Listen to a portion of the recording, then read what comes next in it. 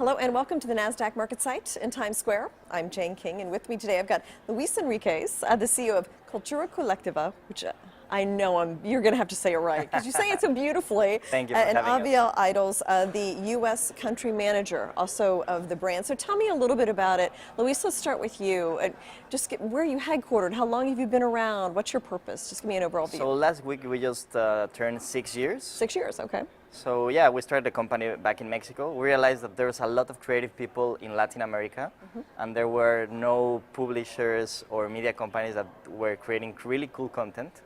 So that way we created the company and we started to run a website, and we did a lot of tests in terms of how things could work in digital media, and that's how we have been growing a lot in the last 6 years, and now we have become the biggest digital media in Latin America. Okay, so, and this is Latin America, in U.S., I guess it's also available. I looked at the website this morning, so I was able to get it, and it was in English. And yes. So, and you're doing the U.S. country manager, so what about the growth in the U.S.? What are you seeing? Correct. So we've seen that our content is been growing like crazy in terms of consumption from U.S. Hispanics. And so for the past year, I think we've already reached about 7 million unique consumers in the U.S.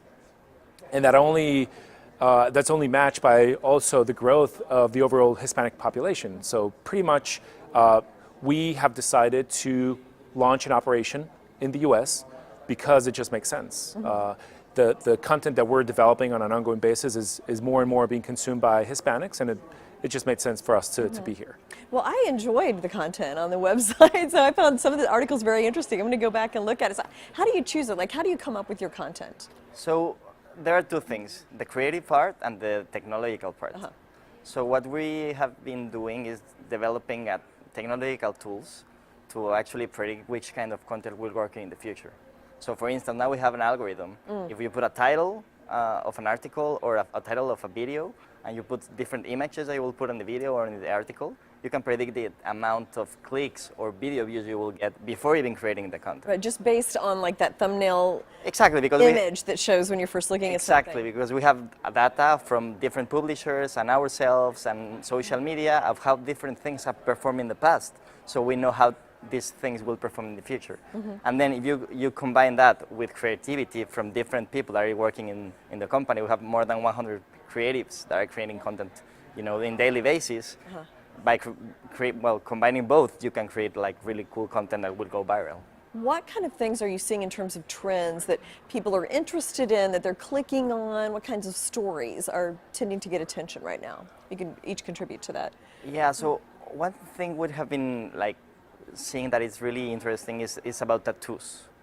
So tattoos have been growing a lot, and I mean, it's not just the interest about tattooing yourself, but which kind of tattoos you will get. Okay. So probably like 2 years ago, you will be talking about tattoos about flowers or these kind of things, and now are minimalistic tattoos. Okay. And what does that tell us about where the psyche is? Yeah, exactly. So that's one. Another one that I think is really interesting. It's about like the Latino pride, I would say. Okay. So for instance, there's a lot of people feeling, the roots of Latino, and they want to express that. Okay. So if you put, I don't know, a story about, this girl that did this company in Latin America and then grow that company in the U.S., everyone is going to get proud and share that content. That kind of content we have been. Interesting. And do you see different things in the U.S. than what we might see in Mexico? Okay. Correct. Yes. So the company's focused on not only producing content for Latin America, but it's also producing content for U.S. Latinos. Okay. One of the missions of the company is to revindicate the image of the Latino in the U.S.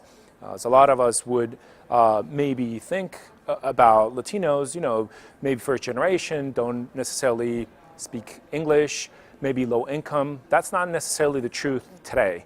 There's 57 million Latinos in the U.S. now and growing very rapidly. 1 out of 4 kids are Latinos in the U.S. 1 out of 4 born children are Latinos. Okay. And income in those households has just grown exponentially. So has education. So of course, there's content that needs to be created for that population. That's where we come in. We serve that community that is interested in more sophisticated type of content that can be consumed both in English and in Spanish. And your advertising-driven model, right? So is this kind of targeted programmatic advertising that we've seen become so popular with Google and Facebook? Are you doing that as well? So there are two ways. It's programmatic. One, I would say that's probably like 10% of our profit, and the other 90% come from branded content. So what we think is actually creating content is what really drives, sales, or what really motivates people to affiliate with a brand.